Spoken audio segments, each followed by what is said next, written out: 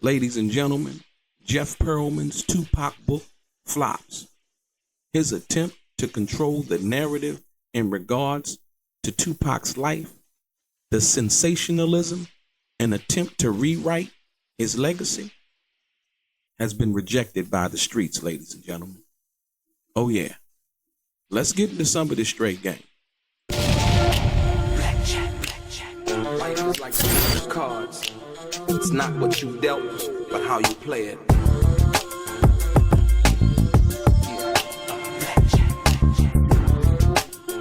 Play each situation correctly. I remember they used to laugh at a brother.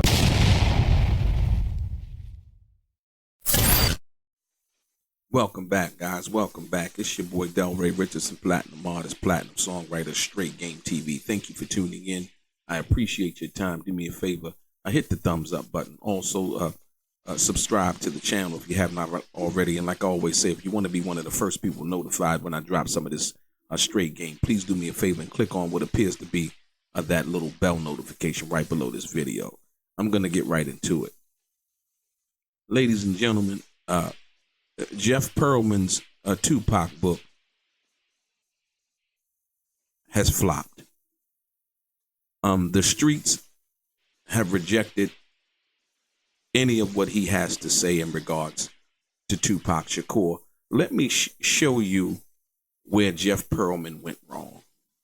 Ladies and gentlemen, when Jeff Pearlman, about 2 months ago, he was on a podcast and he made this statement that was easily debunked by video evidence, interviews, and things of that nature that Tupac himself spoke on. The book was doomed to fail. He said this: Tupac's death is the dumbest shit of all times. This is someone who never met Tupac, because he died because all those guys sold him this lifestyle idea. But he wasn't it. He couldn't fight. He had no athleticism. He didn't know how to shoot a gun. He wasn't that guy. But he started to believe it. He 100% method acted it. Ladies and gentlemen, that right there is what doomed Jeff Pearlman's book before the book was even released. When someone attempts to cover the life of Tupac Shakur, of any great icon, musical icon, legend, and most of what that person, while they were alive, and Tupac Shakur, most of what they lived, they were very outspoken, very candid, very honest about the things that made Tupac look good, as well as the things that really didn't make him look good. Tupac was honest about all of those things. And so when Jeff Pearlman steps into this new realm, him being a so-called best-selling author, right, and trying to step in the world of hip-hop into a whole nother culture, Jeff Pearlman didn't know what he was doing. Basically trying to tell stories like how he discovered some undisclosed grave of Tupac Shakur. Fiction. It was a memorial that his mother set up, and it was always there. Jeff Pearlman didn't discover it. Despite news reports saying that author discovers undisclosed grave of Tupac Shakur, it's a lie. It didn't happen. It was always there. Jeff Pearlman just didn't know it was there. So when he was appointed to that in that direction, right, the first thing he decided to do was pull a Christopher Columbus. Not with somebody like Tupac Shakur, who was well-read, very articulate, and like I said, very well respected in the hip-hop community, in the streets, and around the world, right? Black fans, white fans, Asian fans, Latino fans. Like I said, people respected the authenticity of Tupac. So when Jeff Pearlman said this, the book was doomed to fail before it even was printed. And so let me get into this. Let me show you what exactly I'm talking about. Like I said, your boy DELRAY, Richardson, platinum artist, platinum songwriter, Straight Game TV, right? Today we're going to dive straight into this publishing flop. Jeff Pearlman's book on Tupac failed to hit the New York Times bestseller list. And honestly, the streets know exactly why. Now let's pause. When you sensationalize a man's life just to sell books, when you push rumors and outdated gossip instead of truth, the fans will reject you. Tupac fans are some of the hardest fans to convince of anything, if you will, right? And credibility, one must have that on their own before they even step in the ring and begin to mention Tupac's name. So, and that's exactly what happened. The fans rejected it. The fans rejected it. And like I said, Pearlman's book flopped. And why the audience walked away. You know, we're gonna discuss that. Why it flopped, and why the people walked away from this book of fiction, if you will, right? So check it out. I want to show you something. You got to understand what I'm talking about. Because I don't just want to talk about it. I want to bring you actual evidence of what it is that I'm saying. Here you go right here. Look. The New York Times bestsellers hardcover nonfiction top 10. There's no, The Creative Act by Rick Rubin. There's no Jeff Pearlman. There's no Tupac book, ladies and gentlemen. It flopped. It flopped. And so, like I said once before, when you understand the flopping of the book and what really actually happened, right? This book had mainstream media hype, ladies and gentlemen. Ad after ad, every day, right? It had rollout, press coverage. Jeff Pearlman is still on a media tour. But what it didn't have, ladies and gentlemen, was credibility. It's just that simple. It didn't have credibility. Tupac fans ain't stupid. They are not stupid, right? We know his words, right? His interviews, his receipts. And like I told you, being someone who had hung out with Tupac, who knew him, like I said, Jeff Pearlman attempted to reach out to me and interview me, and I told him no, because I was like, the first thing I asked myself was, why was he trying to interview or do a book about Tupac, somebody he didn't know? First off, there was nothing that he could really cover that hadn't been covered.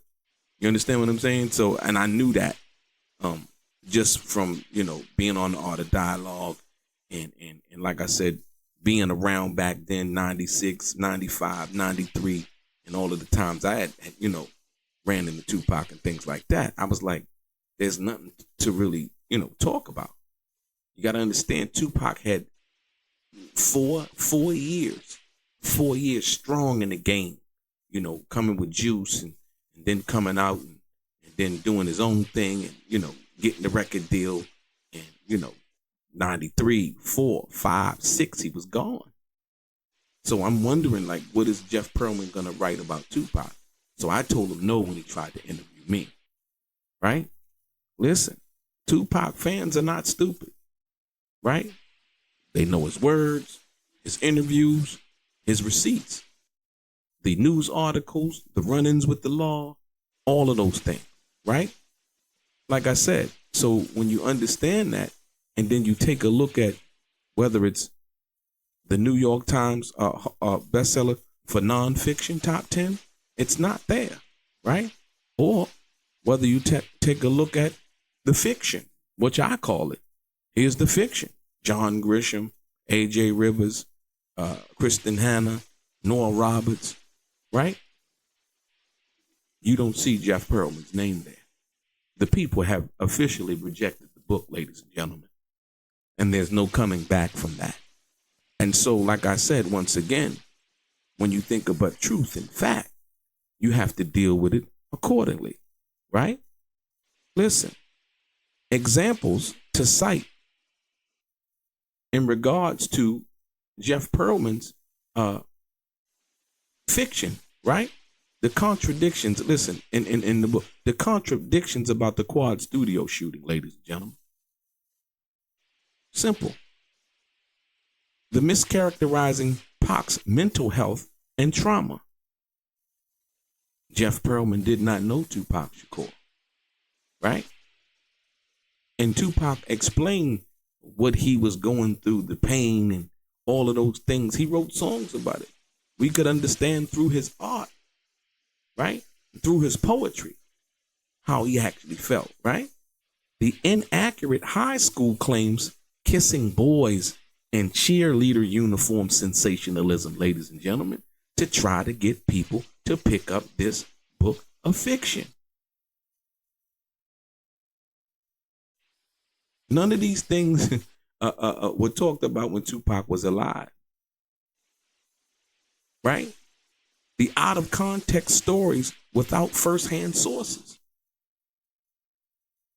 You know, the situation where he tried to put a gun in Tupac's hand involving the Marin City shooting when he went on Idi Amin's podcast. One of the outlaws at Idi Amin was right there next to Tupac, but Jeff Pearlman didn't know it until Edie said it in the interview and quickly corrected Jeff Pearlman, who then tried to convince him, well, I talked to this, I seen the police report and all of these other things. Like police reports have never been manipulated before. Edie said he was right there next to Tupac during the situation. Tupac was found underneath a car hiding because of the gunfire that was actually going on and taking place, ladies and gentlemen.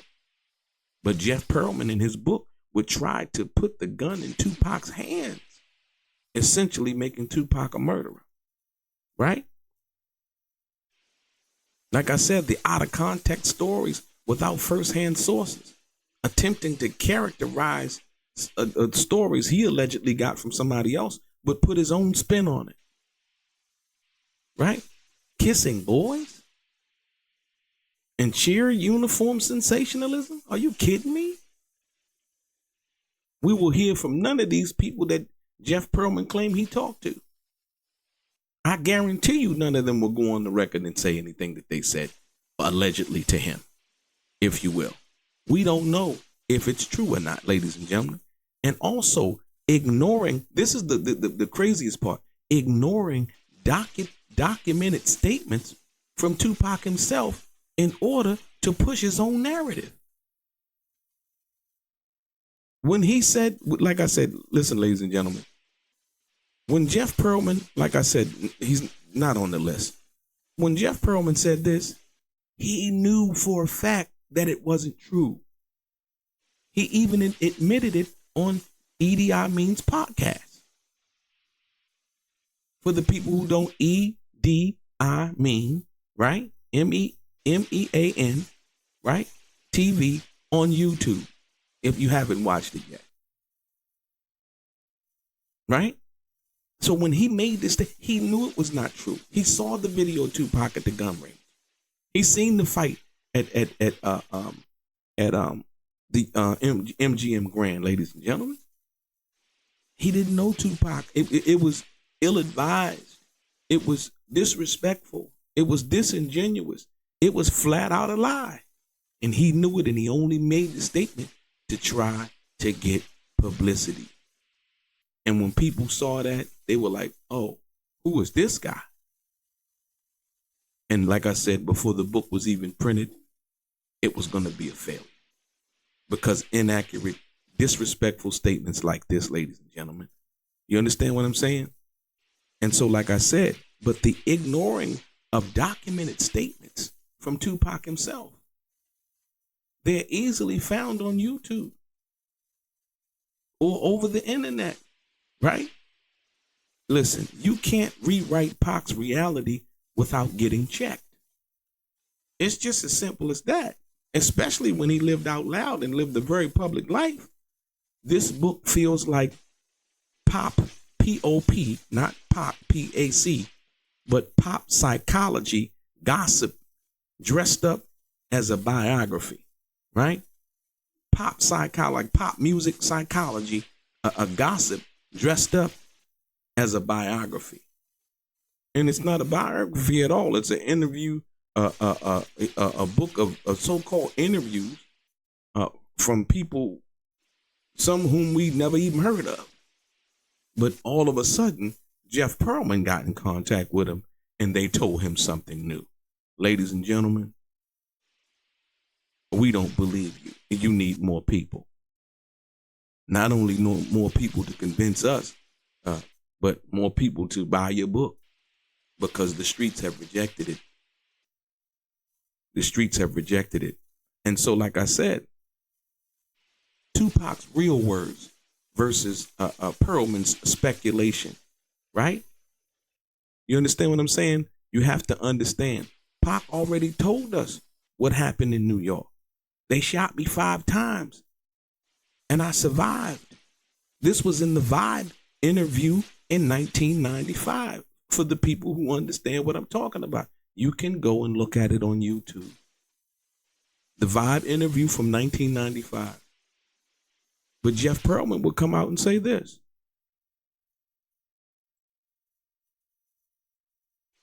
He would say this. Amazing. He would say that what Tupac said about his own self, feeling his own pain from hot bullets being in his body, he would say that Tupac, in fact, was creating and telling a myth. He was shot 3 times. Jeff Pearlman never met Tupac, ladies and gentlemen. How in the hell could he say that? Once again, when you when you understand the truth and the facts in regards to this, you understand, right? That's the Vibe interview from 1995. Tupac, he never said self-inflicted. That's Pearlman's fiction. Jeff Pearlman also claims that Tupac shot himself. Right? Tupac never said self-inflicted. That's Jeff Pearlman's fiction that he wants to create as if he knew, found out something new that nobody knew now that Tupac's not here. Ladies and gentlemen, I interviewed Billy Garland, Tupac's father. You can see the interview over on the Art of Dialogue. It's approximately 2 hours long, over 1.3 million views. Now that's a bestseller. That's a best viewed. That's reality. That's truth. That's fact. Not sensationalism, ladies and gentlemen. That's his father, who was at the hospital, right? In Vegas and at Bellevue in New York City when he got shot. Ladies and gentlemen, if you look at the interview, you'll hear the truth and the facts. Jeff Pearlman knew about that, but still proceeded to go with his Pearlman's fiction. He knew about the interview because he contacted me and tried to get an interview with me. He also contacted Billy Garland, Tupac's father, and tried to get an interview with him, but was unsuccessful. Point blank, period. Right? Ladies and gentlemen, Tupac had already addressed the Poetic Justice rumors. Him and John Singleton talked about it. Tupac said, if we were really making love, he said, if we were really making love, I'd take the test. But if it's just a movie, nah, don't play me. And also get out my trailer when they were shooting the movie Poetic Justice. Right? Confirmed years later, listen to me, ladies, that not only did Tupac speak on, but it was confirmed years later by John Singleton. John Singleton said that the test that they were asking Tupac, he said that was a thing that was used as a publicity stunt, and it worked. It worked. John Singleton said that, right, on Drink Champs. Go look it up. Jeff Pearlman knew this, but decided to run with this other new story that he claimed that he found out about. No, that's Pearlman's fiction. That has nothing to do with Tupac and the people who worked on the movie and the person who directed the movie and John Singleton said. It's just that simple. So when a writer ignores on-camera testimony, listen. So when a writer like Jeff Pearlman ignores on-camera testimony from the man himself, that's not research. That's called revisionism. He's trying to get you to think and see it a different way. Ladies and gentlemen, point blank period. Listen. Better, authentic Tupac books. If you want to go and read better, authentic Tupac books, I got a couple of recommendations for you, right? If you want the truth, go read the real ones based on lived experiences. One of the books, right, that I've been promoting, Behind the Walls with Tupac Shakur by Donald Richardson. No relation to me. No relation to me at all. Point blank period. I just met Mr. Richardson, I would say earlier this year, if you will, right? Got Your Back by Frank Alexander, right? Also, The Spirit of an Outlaw, Yaki Gaddafi Story and Pac Legacy by Yasmin Fula, forwarded by the late, great Quincy Jones, ladies and gentlemen. And there are a few other ones. Also one by Stacey Robinson, the authorized a biography of Tupac Shakur, just released a couple of months ago. And Jada Pinkett also included Tupac in her book, called Worthy. Ladies and gentlemen, like I said, I don't know where Jeff Pearlman came out of the woodworks with this book and with these stories that he was telling in this book, but the streets have rejected him. It did not make the New York Times bestseller list. Point blank, period. And you got to understand why, you know, and like I said, those books are from people who knew Tupac also, right? Not people exploiting his name. But those books that I just gave you the titles to, those are books from people who knew him, not people exploiting his name.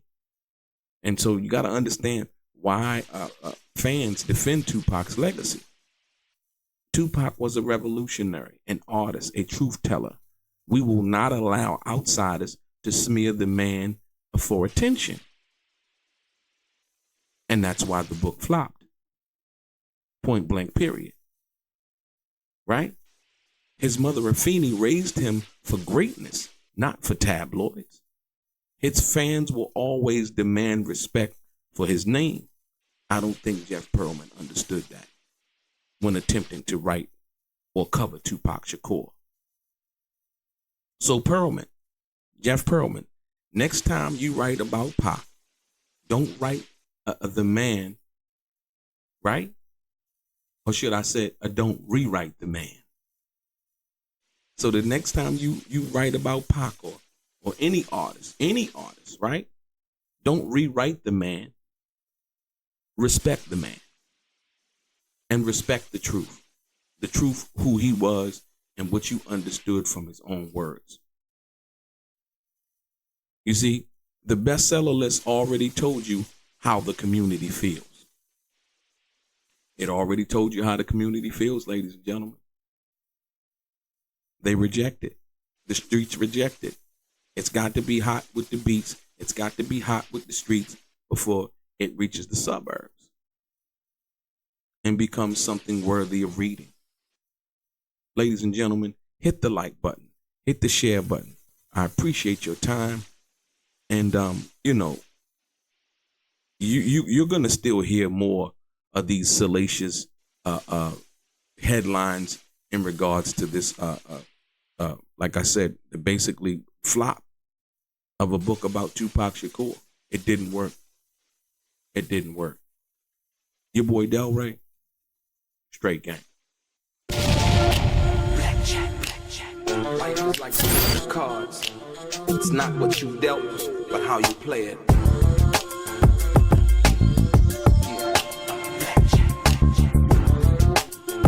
Play each situation correctly.